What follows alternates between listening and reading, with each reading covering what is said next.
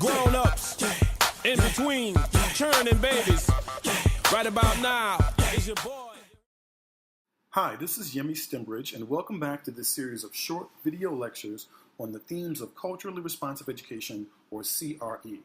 In this video note, I will attempt to define one of the 6 themes I use to explain CRE. The theme I'm discussing here is cultural identity. I say I will attempt to define it because this is a massive and fluid concept, and I suppose an entire academic program of courses could be developed to engage such a discussion. My goal here is to provide some baseline definitions that may serve as the foundation for continued exploration of this and the other CRE themes. First, a brief overview. In short, culturally responsive education, or CRE, is the belief that academic knowledge and skills situated within students' lived experiences and frames of reference are more personally meaningful, have higher interest appeal, and are learned more easily and thoroughly. I think of CRE as being best described and discussed in 6 themes: cultural identity, relationships, vulnerability, asset-focused factors, rigor, and engagement. The 6 themes give conceptual context for describing how pedagogy and policy supports equity in teaching and learning. It's the language we use to articulate the elements of good practice. Taken together, these 6 themes give us the context for understanding the ways in which some students may feel alienated or under-supported by school pedagogies and structures, and how teaching can be more effectively organized to mitigate the equity gaps that persist in such scenarios. So, cultural identity. Let's start by defining identity. In the simplest terms, identity is one's sense of and perception of self. Identity is determined both from within and without, meaning that as a species, humans come to self-perceive on conscious and non-conscious levels by how the world responds to you and the characteristics that come to most frequently describe you. Culture refers to the ways of living, shared behaviors, beliefs, customs, values, and ways of knowing that guide groups of people in their daily lives and are transmitted from one generation to the next. Culture is the mediating lens we use to make sense of the world and otherwise engage with members of the human species. Our cultural identities are the identities formed in the context of specific cultural group memberships. It is who we are in specific spaces. It encompasses the social tools and mental devices we use to engage and interact the opportunities available to us in those spaces. There are many dimensions of identity, and most humans in this day and age are in some respect multicultural. Cultural identity includes such measures as race, ethnicity, sex, gender, and ability, but it isn't rigidly limited by them. Cultural identity is a function of the experiences we've had individually and the perspectives we are likely to share with persons of similar cultural backgrounds.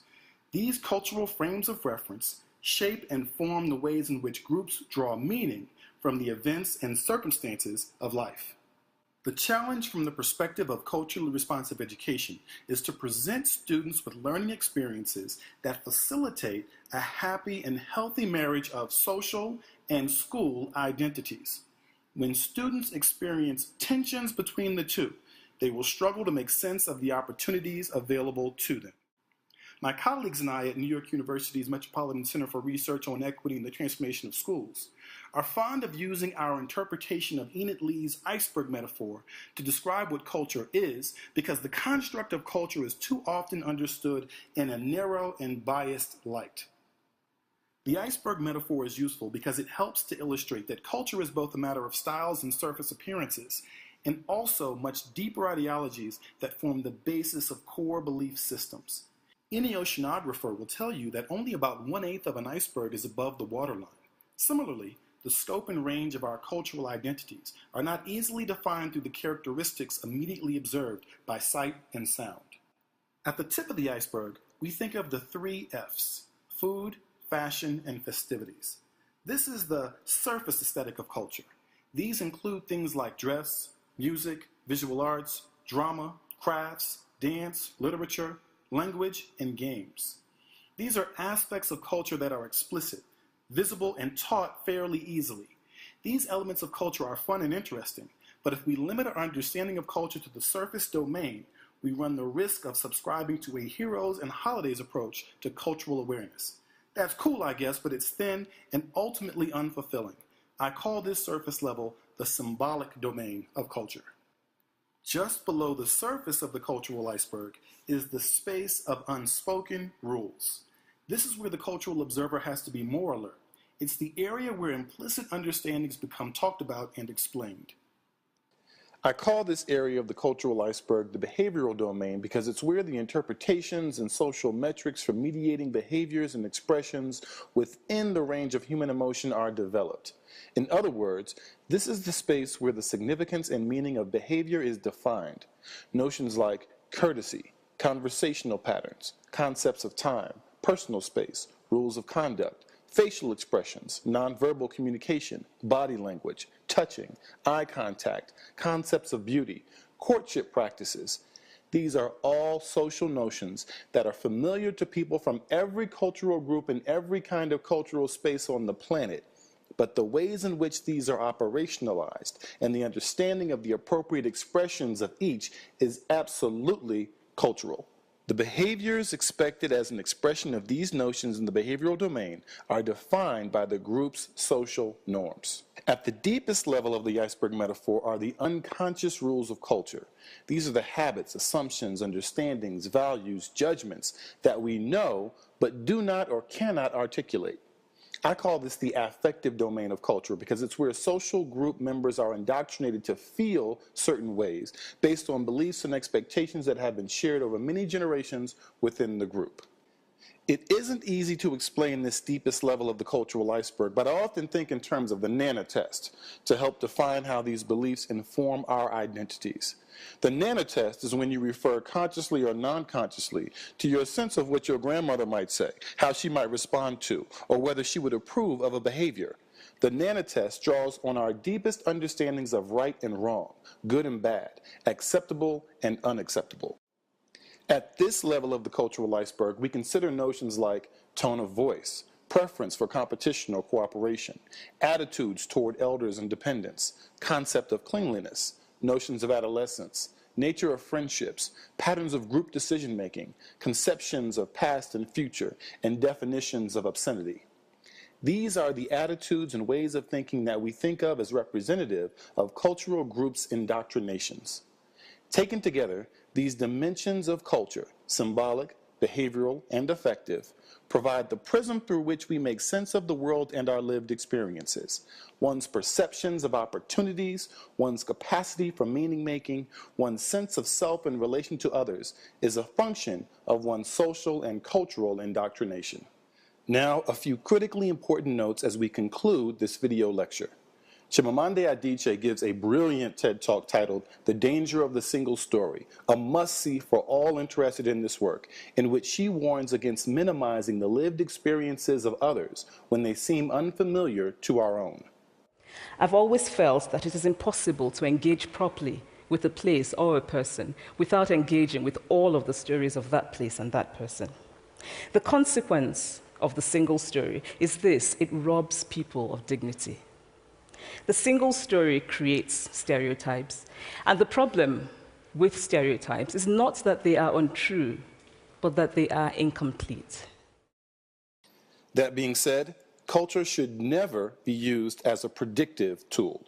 Predictions about the behaviors and beliefs of others based on an assumed understanding of cultural indoctrination is dangerous. It leads to thinly constructed narratives of what are in reality rich, multi-layered stories. While culture should not be employed as a predictive device, it is a powerful descriptive tool, one that can be used to understand the nuanced ways in which people interpret their environment. But we must always remember that students who feel reduced to a single story are very unlikely to trust us enough to engage in the risk of truly rigorous learning. The greatest risk, of course, is the fear of confirming the worst possible assumptions about them. Further, culture is fluid and dynamic, and as I mentioned earlier, we are all multicultural beings in one way or another. We read cues in different social spaces that guide us as to what aspects of our cultural identities are useful in demonstrating competencies and belonging. While it may be argued that there are abiding shared experiences and characteristics of specific cultural groups, all cultures evolve over time. The evolution is most easily seen in the styles expressed at the surface level, but changes occur at every level of the iceberg. Lastly, culture does not trump individual agency, but it gives context to how individuals perceive opportunities. I found it helpful to think of culture as a tool that doesn't so much tell me how people think. Rather, it's more about what themes, references, and experiences, individual and shared, that inform people's thinking. The key to using culture as a tool in engineering powerful and effective teaching and learning experiences for students is to embrace nuances, explore the range of stories within the group, and actively avoid stereotypes. Culture affects how people learn, remember, reason, solve problems, and communicate. Thus, culture is part and parcel of students' intellectual and social identity development. Understanding how aspects of culture may vary within and between student populations sheds light on variations in how students learn. A deep knowledge of cultural identity helps us to understand how behaviors are constructed and interpreted, given the baseline beliefs and experiences, individual and collective, that inform them. Armed with this understanding, we are ultimately better able to provide students with the tools and learning experiences needed to fully develop themselves as productive thinkers and citizens. I would like to end with this thought, that when we reject the single story, when we realize that there is never a single story about any place, we regain a kind of paradise. And I'm a DJ.